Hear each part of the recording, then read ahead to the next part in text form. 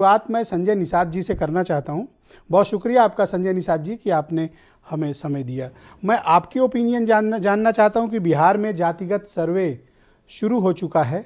आप क्या चाहते हैं कि उत्तर प्रदेश के भीतर भी जातिगत सर्वे हो या अभी इस मसले को टाला जाए?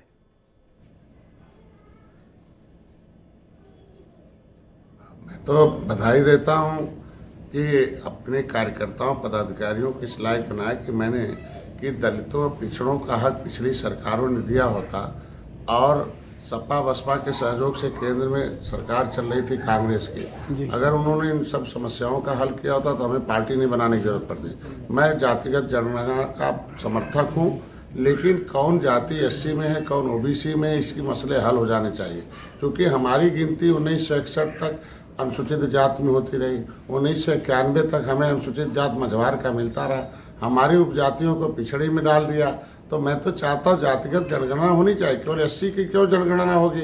एससी में कौन एससी का भी पूरा नहीं होता, खाली ये लिख दिया इतने अनुसूचित जात है। सेंसस मैनुअल 1961 66 समूहों का है, अलग अलग उनके सेंसस मैनुअल 1961 है, उनके पर्यायवाची जातियों का जनगणना होनी चाहिए। जब राष्ट्रपति ने एक सेंसस मैनुअल बना दिया और ओबीसी तो बिहार ने जो एक मॉडल डेवलप किया है संजय निषाद जी के अंदर है, क्या बिहार के मॉडल को अपनाया जाए जो उन्होंने जातिगत सर्वे अपने 38 जिलों में, ब्लॉक्स में, शहरी निकाय में और जिन जिन बिंदुओं को सम्मिलित किया जो नीतीश कुमार जी अभी कह रहे थे, आप सहमत हैं उससे?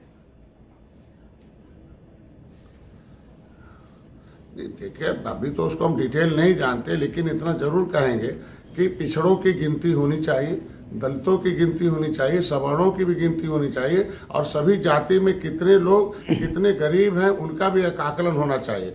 सबके आर्थिक आधार पर उनका विकास होना चाहिए। पहले क्या था, अब में बहुत अंतर है। अब दुनिया डिजिटलाइज हो गई है, तो इस डिजिटल के जमाने में सभी डाटा हमारे पास होना चाहिए कि किस गांव में किसकी दशा बहुत खराब है। अभी आज तक इतना दिन हो गया, अभी हम मकान देते रहे, जो अमीर रहे हमारे मकान लेते रहे। अगर डाटा पहले से मेरे पास कंप्यूटराइज हो तो ऑटोमेटिकली जो सबसे ज्यादा परेशान है उसको पहले सुविधा। ये डेटा कब मिलेगा? जब आप सर्वे कराएंगे, आप आंकड़े इकट्ठा करेंगे फील्ड से, तभी तो आपके पास ये डेटा आएगा।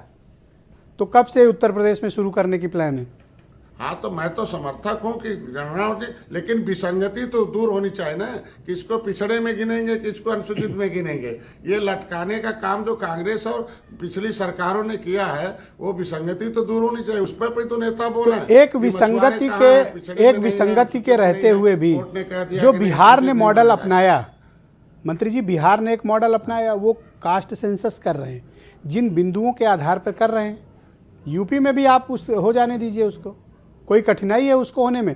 बाद में आप सेग्रीगेट कर लीजिए कि ये ओबीसी में आते हैं या एससी में आते हैं। नहीं, हम तो पहले गिन लेने दीजिए उनको क्यों कितना है। हाँ, हम तो गिनती के समर्थक हैं, लेकिन ये तो मैं गिनती का समर्थक हूँ कि कौन सी उपजाति, कितनी जाति, कितनी संख्या है, उनकी दशा क्या है, उनकी दशा कितनी खराब है, मैं उसका समर्थक हूँ। होना भी चाहिए और हमारी सरकार भी उस पर सहमत होनी चाहिए, हमारी सरकार को। लेकिन ये भी विसंगति दूर होनी चाहिए साथ में कि किसको कहाँ गिनेंगे, क्योंकि संविधान अनुसूचित जात की गिनती के लिए कहता है कि पहले अनुसूचित। क्या ये एक बड़ा पॉलिटिकल मूव है जो बिहार के गठबंधन दल ने किया है और इसका सोशल और पॉलिटिकल इम्पैक्ट उत्तर प्रदेश और देश में भी पड़ेगा कि राजनीति में भी पड़ेगा?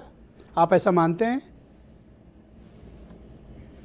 अब निश्चित रूप से 70 साल से तो पिछड़ों को कोई याद नहीं आता था, लेकिन पिछड़े और दलित अब याद आ रहे हैं। यही बहुत बड़ी बात लड़ाई है। आप जैसे चैनलों को धन्यवाद दूंगा कि इन पिछड़ों और दलितों की आवाज़ को आप लोग आज जगाए हैं और उत्तर प्रदेश में पिछड़ों और दलितों की सरकार बनवाए हैं। उसके वजह से अन्य राज्यों उत्तर प्रदेश में बहुत अंतर है।